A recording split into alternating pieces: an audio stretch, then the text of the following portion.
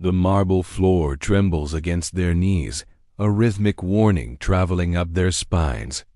Dust falls like snow from gilded domes, marking the final seconds of a 1,000-year empire. Outside, a mechanical roar of steel and fire swallows the city. These women in black do not look at each other. To lock eyes would be to acknowledge the horror that has already breached the walls. The sanctuary thickens with the scent of ancient incense and the copper tang of terror. Shadows flicker like soldiers. Timber creaks like invading boots stepping onto holy ground.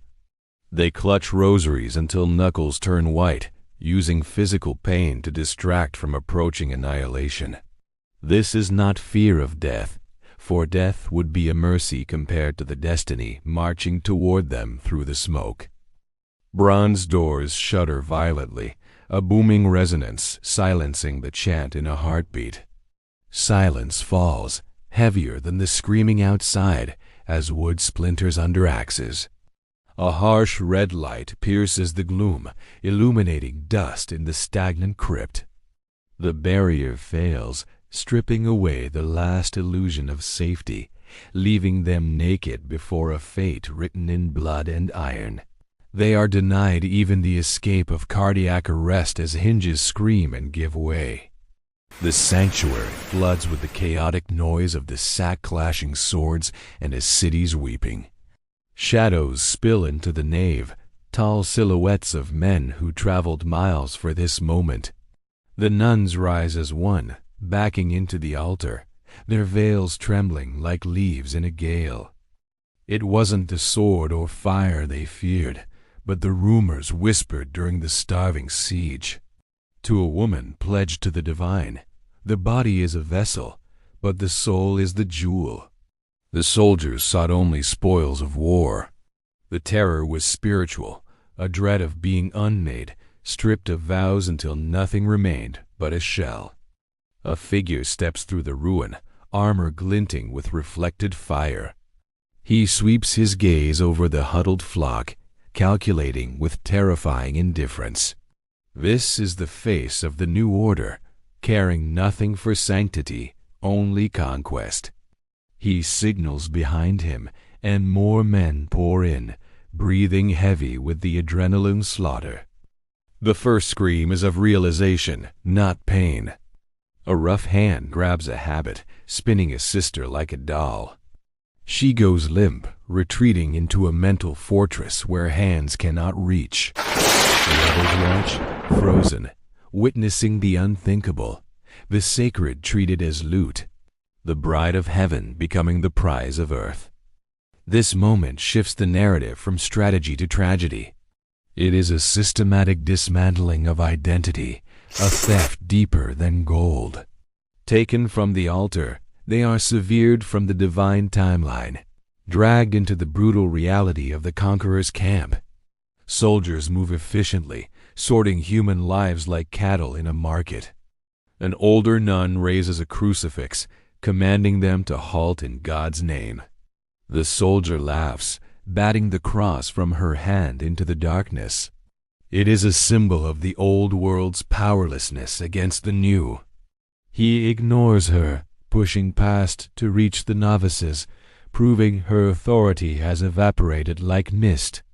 Panic becomes a blur of motion as women scramble, but stone walls turn into a trap. Every exit is blocked by men with scimitars, eyes fixated on human spoils. The air grows stifling, oxygen consumed by the intensity of fear in the room. Herded into a tight circle, they are surrounded by a ring of steel. Claustrophobia overwhelms the incense with the scent of sweat and leather. Hands tug at veils, treating sacred vestments as curiosity. It is a violation starting long before physical harm, a desecration leaving deep invisible scars. Younger nuns weep silently, eyes fixed on the floor. They know the fate of women from fallen cities like Thessalonica. The journey ahead is a march into an alien empire. The worse than death is the erasing of the self, the slow forgetting, until the sanctuary is nothing but a dream.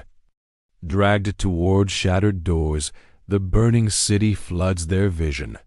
The deafening cacophony drowns out whispered prayers.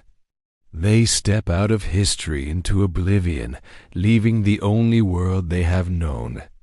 The church threshold marks the boundary between their lives as sisters and their future as captives.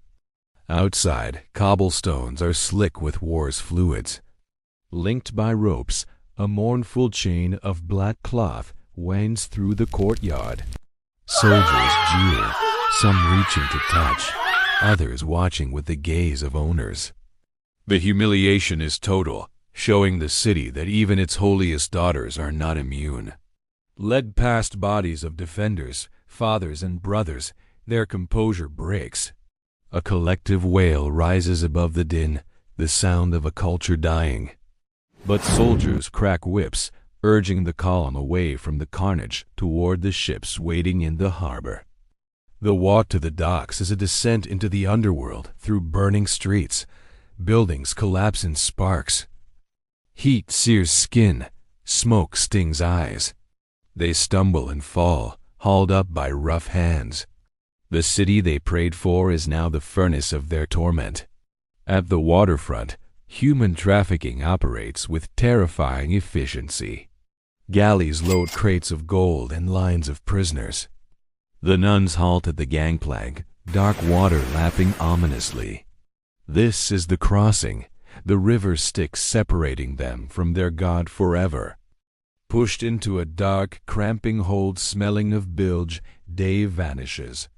In the ship's belly, replaced by the rhythm of waves, they huddle for warmth.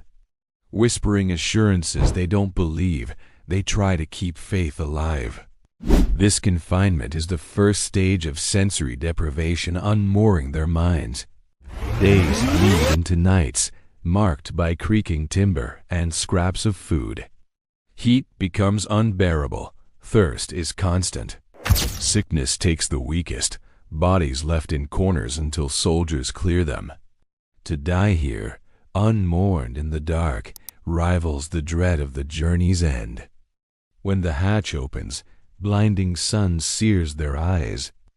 Hauled onto deck, they blink at an unrecognized harbor surrounded by minarets. The architecture is alien, a testament to the empire claiming them. They stumble off the ship, legs weak, onto the solid ground of exile. The market is where capture becomes commodity.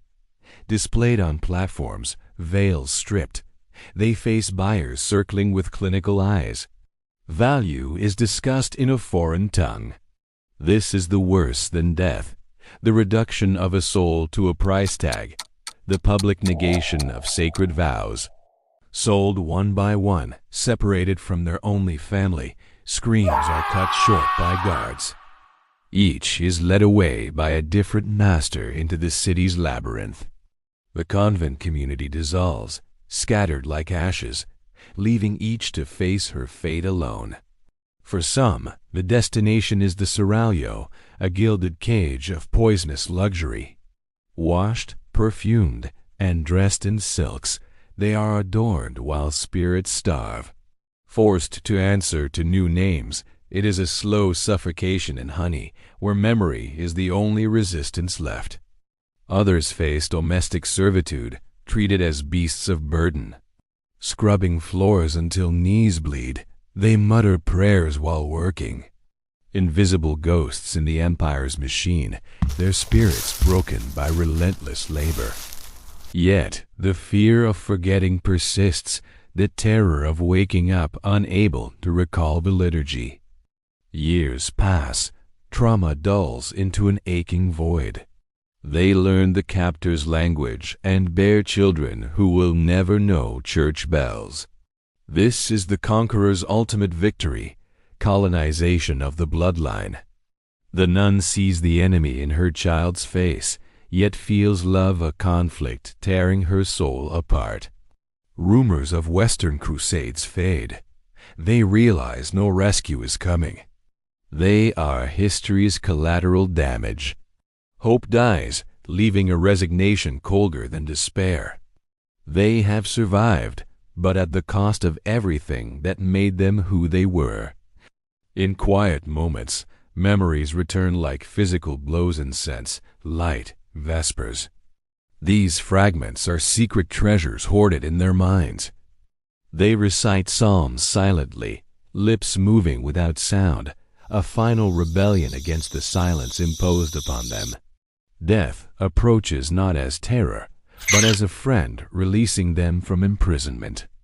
Dying among strangers who call them mother, they feel utterly alone. As light fades, they see the sanctuary as it was. They return home at last, the worse than death conquered by the grave. History is written by victors. These women exist only in footnotes and loot inventories. Their private tragedy played out behind harem walls. The world remembers the fall of the city, but forgets the slow, quiet erasure of the women who were its soul. The legacy is trauma woven into survivor DNA. It is a story of resilience, of spirits enduring the unendurable. Stripped of habits and names, many remained unconquered in their hearts. They lived their fate and survived, carrying the spark of identity into darkness. As the sun sets over the Golden Horn, wind whistling through ancient stones carries a ghostly chant. It is the requiem of the nuns of Constantinople. It reminds us that while walls can be breached, the spirit is a fortress that can never be fully stormed. The horror was absolute, a testament to a brutal age. Yet by remembering them, we deny the conqueror's final victory. We return their voices and dignity. They were consumed by fire, but their memory rises from ashes, haunting and eternal. The camera pulls back, rising above the modern city built on old bones. Traffic fades to a solemn bell bridging centuries. We are left with a single candle in the dark. The screen fades, leaving a chilly realization of the fragility of all we hold dear. This story of colliding worlds reminds us civilization is a thin veneer over timeless cruelty. But it also highlights the stubborn persistence of the human soul. In that tension between horror and survival lies the true meaning of their fate. There are things worse than death, but the spirit is designed to bear them. To lose everything and still breathe is the lesson of the lost sisters. As long as we remember, they are never truly gone. The screen holds a heavy pause, filled with the presence of the past.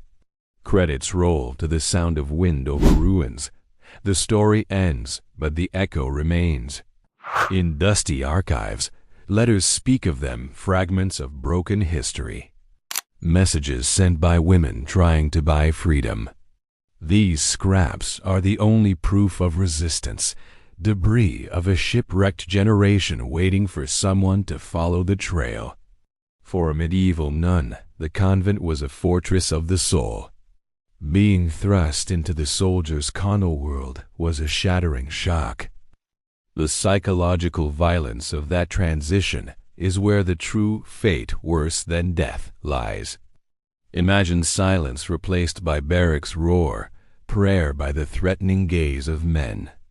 It is a total inversion of reality, a nightmare with no waking. That is the horror we must contemplate, the true depth of the tragedy. See them not just as victims, but witnesses at history's tipping point. They watched the medieval world crumble into the modern. Their experience bridges two eras.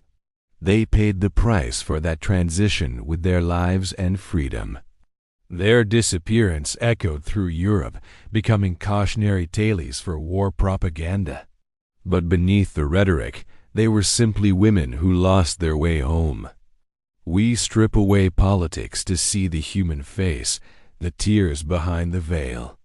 We see the novice whose life was stolen, the abbess who failed to protect her flock. We see sisters holding hands in the dark. These images haunt us, ghosts refusing to be exorcised by time. When hearing of sieges and sultans, remember the figures in the background. The black robes and silent chorus are the human cost of glory. The debt history never pays. Their story belongs to us all. We are all vulnerable to fate's violent shifts. We build walls hoping they hold, knowing they might not. The nun's story is a mirror of our fears of displacement. A warning from the past. Hold on to who you are, for it can be taken in an instant. A darker layer exists, the bargain with one's soul. How much do you sell to stay alive in the conqueror's presence? It exposes the fragility of convictions under absolute power. These women were forced into a grinding compromise that eroded their sense of self. Think of the isolation being the only one remembering old songs. Islands of memory in a sea of forgetting, guarding a buried history. This intellectual solitude is a torture all its own, the guilt of the survivor who didn't die. Yet, small acts of defiance sparked in the dark. A refusal of food, a secret mark, a hummed lullaby. These were battles fought not with swords, but with a stubborn refusal to be erased. They waged a guerrilla war of the spirit. Did they find peace? Perhaps age brought a gentle forgetting for some. For others, the wound remained fresh until the end. Peace is a luxury of the safe. For the captive, there is only survival. Modern bells ring out, vibrating in the same air. Time moves on, but the story remains suspended in history's amber. It demands to be heard, not for their sake, they are beyond help, but for ours. It teaches that safety is an illusion. It challenges us to see the lost sisters in today's displaced people. Refugees and captives are heirs to this legacy. By understanding the past, we might find empathy for the present. Let the final word be a witness to their truth. They lived, suffered, and endured. We offer them our attention, a place in memory, a small sanctuary where they can finally be safe. The candle goes out, leaving us in darkness, but we are not afraid, for we know what lies within. We know their names, pain, and strength. The silence returns, no longer empty, but full of peace.